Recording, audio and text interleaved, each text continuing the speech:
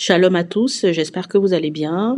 Aujourd'hui, je vais m'adresser aux chrétiens nés de nouveau. Bien que chacun va dire qu'il est né de nouveau, mais en tout cas, on se reconnaît quand on est né de nouveau. Je vais m'adresser aux chrétiens nés de nouveau. Pourquoi? Face à la polémique qui enfle en ce moment par rapport au prophète Ekané et ce qu'il a pris comme décision et qu'il est venu annoncer sur Internet. Donc la décision de divorcer après 3 mois de mariage avec sa femme Alexandra. Il a jugé certainement que il était mieux qu'il parle. Peut-être que, voilà, par rapport au Seigneur, il a jugé que vaut mieux que lui-même il donne sa version des faits. Je veux simplement ouvrir cette parenthèse. Dans un premier temps, j'ai fait une vidéo où j'ai expliqué que, à mon sens, le prophète Ekané m'a l'air d'un homme très sage. S'il est venu parler, ça veut dire que certainement, il y a un problème beaucoup plus profond. On n'a pas vu jusqu'aujourd'hui encore la sortie des parents, tout ça, non. Il a donné son point de vue. Mais en règle générale, elle-même, elle n'est pas sortie, son épouse, et puis les beaux-parents. Moi, j'attire l'attention des chrétiens nés de nouveau. La polémique enfle à cause des chrétiens nés de nouveau. Et à chaque fois, c'est la même chose. On va critiquer un homme de Dieu, il va faire un écart, il va faire ceci, il va faire cela. Tout le monde va sortir et puis on va commencer à jeter des pierres sur cet homme de Dieu-là. Les mêmes personnes qui jettent les pierres en disant oui, ça c'est un faux pasteur, ça c'est un faux prophète, ça c'est comme ci, ça c'est comme ça, il est sataniste, il est ceci. La Bible est claire avec tout le monde. Tu ne peux pas venir calomnier un frère parce que tu as jugé qu'il est un faux ceci, il est un faux cela. Et on entraîne avec ça tout le monde. C'est-à-dire que et les non-croyants et les croyants, ceux qui ne sont pas assez affermis, ceux qui sont même affermis, et tout le monde pêche. Parce qu'il faut savoir que ça, c'est vraiment que de pécher. S'il est venu dire ça sur la place publique, c'est pas pour que les gens viennent pour critiquer. Tu peux faire ta petite analyse et ça s'arrête par là. Mais non, les gens font l'analyse et puis là, on va aller crucifier l'homme de Dieu. Oui, la parole de Dieu dit que Dieu est le divorce parce que si, parce que ça. Nous ne sommes pas Dieu. La parole de Dieu dit aussi que Dieu fait grâce à qui il fait grâce. Et avec le temps, tu te rends bien compte que la parole de Dieu, c'est pas 1 plus 1 égale 2. Non, il y a beaucoup d'exceptions. Il y a la miséricorde, il y a la grâce de Dieu aussi qui est là-dedans. Mais ça, pas beaucoup de personnes vont le dire. Il faut s'abstenir de parler. Ça, c'est pour les chrétiens nés de nouveau. Vous dites que vous êtes nés de nouveau, même ceux qui ont des grosses chaînes YouTube, les pasteurs, tout ce monde-là. La seule chose qu'il faut faire, c'est dire qui est partant pour prier pour ce couple-là? Qui est partant pour prier pour le prophète Ekané? Parce que nul n'est sage. Il y a beaucoup de personnes là qui viennent pour parler et qui entraînent beaucoup de chrétiens dans la bêtise et dans la malédiction. Oui, parce qu'il faut le dire, critiquer comme ça ouvertement les hommes de Dieu, c'est une malédiction. Qu'il soit un oint de Dieu, qu'il soit pas un vrai oint de Dieu, qu'il soit un vrai oint de Dieu et qu'il se soit détourné après, c'est pareil. On a bien vu ça dans le cas de Moïse, avec son frère et sa sœur. Et pourtant, c'était son frère et sa sœur, Aaron et Myriam. Mais Dieu les a punis. Dieu les a punis. En termes de sagesse, on peut dire beaucoup de choses par rapport à la sagesse. C'est pas d'aujourd'hui. Depuis la Bible, les hommes de Dieu ont toujours fait des erreurs. David a fait des erreurs. Mais il est quand même resté l'homme selon le cœur de Dieu. Est-ce que vous voyez un peu? La même chose. Dans 1 roi 11:4. Je vais vous lire ça et vous pourrez lire aussi. À l'époque de la vieillesse de Salomon, ces femmes inclinèrent son cœur vers d'autres dieux, et son cœur ne fut point tout entier à l'Éternel, son Dieu, comme l'avait été le cœur de David, son père. Bon, quand vous entendez ça, aujourd'hui là, on critiquerait Salomon. Et pourtant, Salomon, la Bible dit qu'il n'y a pas eu un roi aussi sage que Salomon. Donc, c'est pour vous dire qu'il y a beaucoup de gens qui se mettent à critiquer, même le prophète Ekané. Oui, lui qui est prophète, pourquoi il a peur de la maladie? Il peut prier pour que sa femme guérisse, non? Voilà. Il avait une première femme, il a prié, il a expliqué qu'il a tout fait, mais Dieu a repris sa femme. Donc, même les chrétiens nés de nouveau devraient savoir que ce mariage avait déjà des problèmes dès le départ. Et il a foncé tête baissée. Donc, si Dieu le rappelle à l'ordre, et ils sont disgraciés même tous les deux. Parce qu'il n'y a pas que la femme qui est disgraciée, lui aussi il est disgracié. Donc, avec le discernement, vous pouvez voir directement que Dieu les a disgraciés. Parce qu'ils n'ont pas écouté l'un et l'autre. Chacun a ses torts. Donc, quand c'est comme ça, là, pourquoi ne pas prier pour la miséricorde de Dieu et puis se taire? Une fois que nous avons fait les analyses, moi-même, quand j'ai fait mon analyse, je me suis même repentie.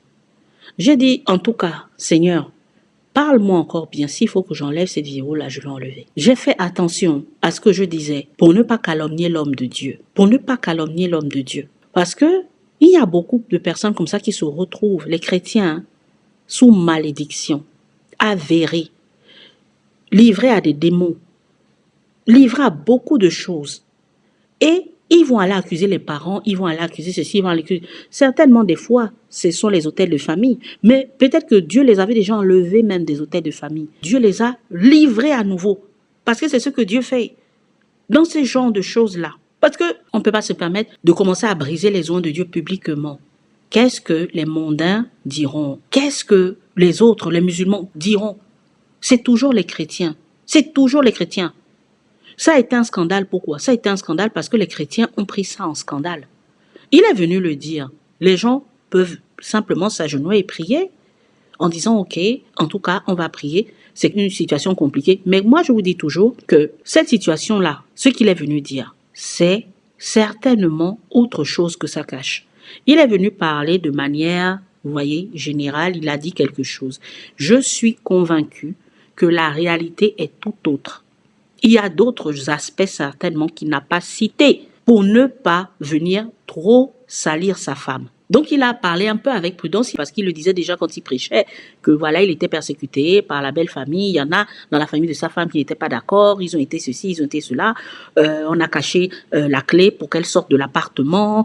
Voilà. Donc là déjà, quelqu'un qui est intelligent peut comprendre qu'il y avait déjà un problème dès le départ. Donc quand il revient pour venir le dire, certainement même il s'est aussi adressé à son église, hein, à sa congrégation. Bon, après, tout le monde a vu, c'est en mondiovision. Mais à aucun moment, il n'a disgracié cette femme. Il a parlé d'une vérité, lui, en tant qu'homme de Dieu. Si ce n'était pas le prophète Ekané, vous aurez connu cette femme-là où? Et certainement, peut-être que c'était avec la complicité même de sa femme. Donc, elle l'a laissé venir parler. Donc, quand c'est comme ça, pourquoi le corps de Christ prend ça et puis commence à venir raconter beaucoup de choses? Oh, machin, divorce, c'est ceci et cela. Vous-même, les vies sont en lambeaux. Il y a beaucoup là. Les vies sont complètement détruites. Les vies sont en lambeaux. Vos enfants, vous-même, c'est la catastrophe. Vos mariages, c'est la catastrophe. Il y a beaucoup là qui viennent parler. Même hommes de Dieu, chrétiens ou même pas chrétiens. Vous avez déjà des problèmes dans vos vies. Vous voulez encore vous ajouter les problèmes, pourquoi? On ne s'ajoute pas les problèmes comme ça. Apprenons, je vous assure, à nous taire. Venir dénoncer, soi-disant, oui, je vais venir dénoncer parce que vous pensez que Dieu a besoin de vous. Si vraiment c'est un faux prophète, Dieu n'a pas besoin de quelqu'un. Dieu disgracie les gens seuls. Quand tu regardes comme ça, tu te mets même à côté, tu dis, moi, ma bouche ne va pas trop parler dans cette histoire. Parce que là où l'affaire est partie là, ça veut dire que Dieu a déjà tout dépouillé. Je vais justement regarder. La Bible dit, dans le psaume 91, de mes yeux, je regarderai et je verrai la rétribution des méchants. C'est tout. Donc, regardez simplement avec vos yeux. On a dit comme ça, il a dit comme ça. Laissez-la faire. Laissez-la faire. Ça, c'est pas pour prendre la part du prophète Ekané. Hein. C'est pour vous-même. Nous tous, apprenons à nous taire. Et c'est ça qui détruit le corps de Christ. Dans les églises, c'est pareil. Un frère ou une soeur fait, voilà, salvette, le papato, le Congo, ça. Oh, allô, allô, oh, allô, allô, allô. Il y a des personnes qui ont témoigné qu'ils étaient sous une grosse malédiction. À beau prier, c'est-à-dire que le ciel était fermé. Ça devenait comme un ciel d'airain. Pourquoi? Parce qu'ils avaient critiqué, ils avaient parlé une chose qu'ils ne maîtrisaient pas. Ils se sont permis de critiquer, d'insulter, de faire des jugements, surtout sur l'affaire des hommes de Dieu. Laissez. Moi, je ne sais pas, vous pensez que si vous allez parler, vous allez insulter l'homme de Dieu. C'est comme si, en fait, vous travaillez pour Dieu. C'est faux, hein? Aujourd'hui, Dieu n'a pas besoin de quelqu'un. Il n'a pas besoin de quelqu'un. Autrement dit, même s'il accepte que toi, tu viens dénoncer là, c'est parce qu'il t'a déjà maudit. Donc, ça dit que toi, tu viens seulement dénoncer parce que tu es déjà sous malédiction. Il n'y a que toi qui peux faire ça. Quelqu'un qui craint le Seigneur ne peut pas venir, même faire les commentaires. Beaucoup de commentaires. Attention, faites attention. Ayons la crainte de Dieu. Ce n'est pas notre business, ce n'est pas notre problème. On prie un Dieu tellement puissant, tellement illimité, que lui-même, quand il te disgracie là, personne n'a encore le droit d'ouvrir la bouche. Personne n'a encore le droit d'ouvrir la bouche. On a vu ça dans la Bible. Dieu allait livrer le peuple d'Israël. Les mêmes personnes à qui il a livré le peuple d'Israël, il va dire après, c'est parce que vous avez pris mon peuple en otage, c'est parce que vous avez fait comme ça. Mais entre-temps, c'est lui-même qui avait dit avant qu'il allait livrer son peuple à ces gens-là. Mais il a utilisé ces gens-là, mais ces gens-là aussi, il les a châtiés. Il revient après pour venir faire vengeance. À lui, la vengeance, c'est la rétribution des méchants. Donc, ne parlons pas trop. Apprenons à nous taire. Quand on voit un problème comme ça, là, taisons-nous. Ça ne va rien nous en ajouter, ça ne va rien nous enlever. Chacun là, il y en a qui n'arrivent pas à payer leur loyer. Vous êtes toujours là dans les commentaires. Vous êtes toujours là, en train, oui, tel comme ci, tel comme ça. Mais pensez pas à vos enfants, vos petits-enfants et toute la génération derrière. Mon frère, ma soeur, toi qui viens commenter, qui fait le Congo ça sous la vidéo là, et puis tu parles, tu te réjouis même. Tu es sûr que ça peut t'avantager. Parce que Dieu voit toutes ces petites choses-là. C'est ça la naître de nouveau. Moi, j'attire votre attention sur ça. Parce que c'est mine de rien, mais je vous assure qu'il y a beaucoup de malédictions qui tombent quand il y a des choses comme ça. Regardez, il est venu dire ça. Bon, c'est choquant ou c'est pas choquant. Quand tu es réellement né de nouveau, ça ne peut pas te choquer. Ça ne peut pas te choquer parce que nous tous là, on prend souvent de mauvaises décisions. Sauf que comme on n'est pas connu, ça ne se voit pas. On prend souvent de mauvaises décisions. On a un proche qui prend souvent des mauvaises décisions. On a même nos aînés, nos pères, nos mères qui ont pris de mauvaises décisions. On voit seulement l'hécatombe que c'est. Est-ce qu'on est obligé de parler? Quand vous parlez là, le gain même est où? Ça vous emmène où? Moi, c'est ça même.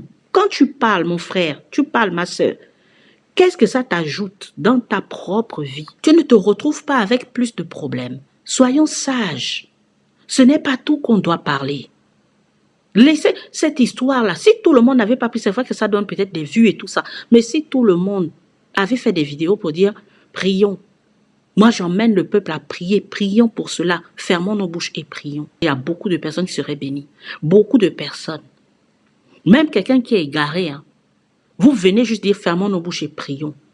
Je vous assure qu'à cause de prières, Dieu va faire des choses miraculeuses. Non seulement dans vos vies, les gens qui intercèdent, mais aussi dans la vie de la personne là. Si la personne ne veut pas se repentir, vous-même, on va voir de nos yeux seulement, on va regarder, on va voir la rétribution de cette personne-là, de toutes les méchancetés que cette personne-là fait. Ne soyons pas sous les jougs, parce que c'est réel. Hein. C'est réel. Les gens qui vont dire, ah non, non, pourquoi on ne doit pas dénoncer? On doit parler, hein, on doit parler. Hein. C'est pour ça que quand tu regardes la vie de toutes les personnes qui disent on doit parler là, les gens, à force, ne croient même plus en Dieu parce qu'ils se disent, ah, depuis que ma situation est comme ça, j'ai beau prier, ah, voilà, Dieu ne fait rien. Mais Dieu ne fait rien parce que ma soeur ou bien mon frère, tu es sous malédiction. Tu as du mal parler d'un homme de Dieu. Tu as calomnié, fatigué. Un frère, Dieu a pris ça. Et c'est ça là qui agit contre toi. La Bible dit, ne touchez pas à mes oins. Un oint, ce n'est pas seulement même quelqu'un qu'on voit à la télé ou bien on voit sur Internet, un grand pasteur. Non, les oins aussi, ça peut être quelqu'un, ton frère. Tu n'étais pas dans l'histoire. Tu es venu seulement te mêler de ça à cause du goût du Congo ça, à cause du goût de la calomnie. Il faut se réviser. Il faut se réviser. Les hommes de Dieu, les femmes de Dieu, qui font des lives pour ça, sachez que vous avez le devoir et la responsabilité de ne pas faire pécher le peuple de Dieu. Attention à ce que vous dites. Attention à vos analyses parce que ce n'est pas seulement pour lui. Hein. Moi, je parle pour tout le monde. On a critiqué ici Yvon Castano, on a critiqué beaucoup d'hommes de Dieu. Et il y a des hommes de Dieu qui se sont levés, qui ont fait les lives, qui ont fait des vidéos pour condamner son bien, pour dire, oh oui, voilà. Attention, vous avez la responsabilité de dire à tous ceux qui vous entendent là ou qui vous écoutent, qui vont tomber sur votre vidéo que moi, je ne suis pas là pour calomnier et critiquer. Donc, s'il vous plaît, de grâce. Et puis de parler aussi. La Bible dit, ne touchez pas à mes oins. Ne viens pas te mettre sur un joug de malédiction. Parce que tu veux venir juger et critiquer. Attention, parce que moi, je ne suis pas responsable. Je me lave les mains de ton sang. Oui, parce que Dieu va demander des comptes sur les âmes des personnes. Donc, il faut faire attention. Ce n'est pas tout qu'il faut parler. Ce n'est pas tout qu'il faut parler. Ne parlez pas de tout. Oui, et c'est ce que la Bible dit. Donc, en étant chrétien, vous-même, vous avez votre part de responsabilité. Si tu juges que c'est un scandale, mais toi, tu as ta part de responsabilité, de ta propre vie, tu es responsable de ta propre vie et de ta propre bouche. Qu'est-ce que tu en as fait? Qu'est-ce que tu as écrit sous les commentaires? Qu'est-ce que toi-même tu en as fait ou tu en as pensé ou parlé? C'est ça là qui peut bloquer tes prières. Si ce n'est pas aujourd'hui, ça va être demain ou après-demain. De manière avérée. Le problème, c'est que ce genre de malédictions-là sont vicieuses. Moi, j'appelle ça comme ça parce que demain après-demain, tu n'es même pas au courant de ça. C'est parce que tu as calomnié un homme de Dieu qui était tombé. L'homme de Dieu, là, quand il a crié, parce qu'il a eu tellement mal de toute la méchanceté qui était autour, parce que c'est des ondes négatives qu'on envoie.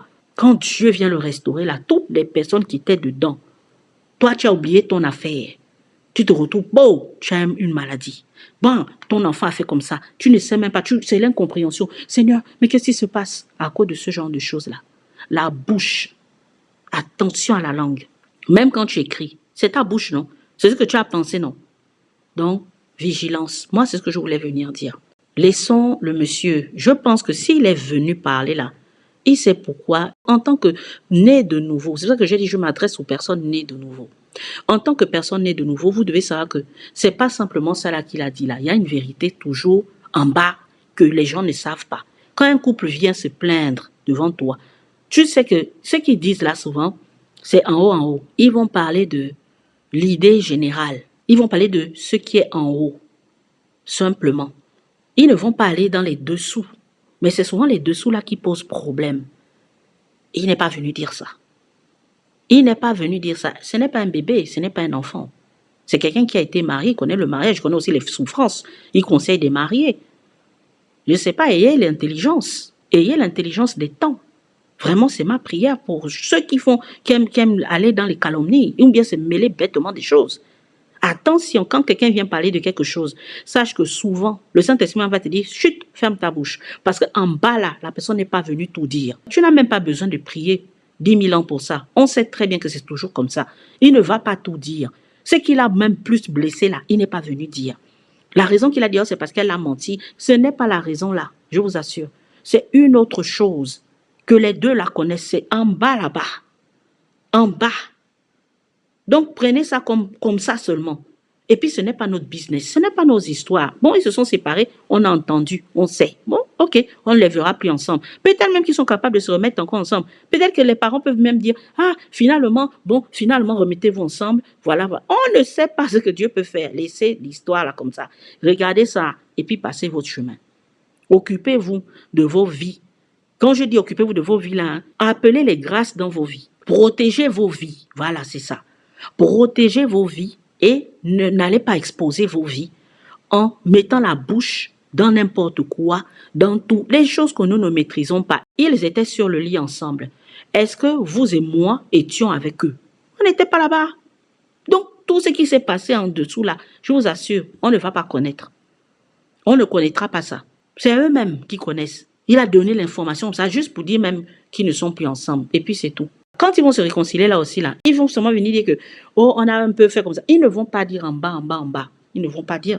Vous avez vu que quand il est venu présenter sa femme, il n'a pas totalement dit comment il était persécuté. L'affaire de la grand-mère, des grands-parents qui ont pris la... On ne connaissait pas tout ça. Vous voyez, non? Donc, quand il vient dire quelque chose là, c'est en partie. Ce n'est pas toute la vérité. Ce n'est pas toute l'affaire qu'il est venu dévoiler. Quand il y a eu maintenant divorce, c'est là il est venu dire « Ah non, les parents m'avaient fait comme ça, la mère a fait comme ça, tout ça. » Il a donné un peu plus de détails, non? Voilà. Là aussi encore, il n'a pas donné tous les détails. Il y a des choses cachées. Laissez ça. Nous, notre business, c'est le ciel et d'être béni là pour nous, pour nos enfants, de se rapprocher du Seigneur en tant qu'enfant de Dieu, en tant que personne née de nouveau. Tu vas t'occuper de la vie de quelqu'un d'autre pour faire quoi? Donc, la vie de quelqu'un d'autre là peut t'emmener même en enfer. Ça peut bloquer tes grâces. Ça bloque les grâces de tes enfants. Donc, tu vas accepter ça. D'être sous une malédiction d'une histoire dont tu ne connais ni le début ni la fin. Tu ne connais même pas les dessous, ni les détails. Juste parce que tu as entendu comme ça, comme ça. Mais ça ne s'est pas passé forcément comme ça. Donc, il faut lâcher l'affaire, s'il vous plaît. Je vous exhorte réellement à être vigilants sur la toile. Soyons tous vigilants. Je parle aussi pour moi-même. Soyons vigilants. Je vous en prie. Quand on entend un besoin, un homme de Dieu a fait comme ça, je vous dis, hein, passez votre chemin. Passez ça là, ça ne va rien ajouter de bon à nos vies. Jamais. S'il y a des leçons à prendre, prenez vos leçons personnelles et puis passez votre chemin. Si tu peux prier pour ça, prie. Passe ton chemin aussi après. C'est ce que Dieu nous demande. Occupons-nous de nos affaires. Parce que nous-mêmes, nos vies là, sont chargées. On a besoin de délivrances. Il y a des choses, même des positions qu'on ignore dans nos vies. Quand tu regardes ton enfant, tu regardes ton frère, tu regardes les problèmes, beaucoup là ont des problèmes dans leur famille. C'est pas mieux de les régler d'abord. C'est ça. Donc, ne confondons pas tout, hein, en tant que personne n'est de nouveau. C'est ce que je voulais apporter. Vraiment, ça me fait mal. Et oui, ça me fait mal au cœur quand je vois des frères, des sœurs porter des jugements en disant, oui, à mon humble avis, mais à ton humble avis, et puis tu tailles encore comme ça, tu casses encore les papeaux. Non, ce n'est pas une bonne chose. Parce que je vous assure, cette chose-là qu'on néglige, on pense que non, je vais juste donner mon avis. C'est marqué au ciel. C'est marqué au ciel. Toute parole que tu vas confesser, tout ce que tu vas écrire sera marqué au ciel. Et là, on parle des oins de Dieu. Qu'on le veuille ou pas. C'est un monsieur qui est un oint de Dieu. Qu'on le veuille ou pas. Je vous ai parlé de Salomon. Salomon, on a dit que c'est lui qui était le plus sage jusqu'aujourd'hui. Il n'y a pas eu, mais c'est lui encore qui bataille à adorer les idoles. C'est pour vous dire que nous sommes tous faillibles en tant qu'humains.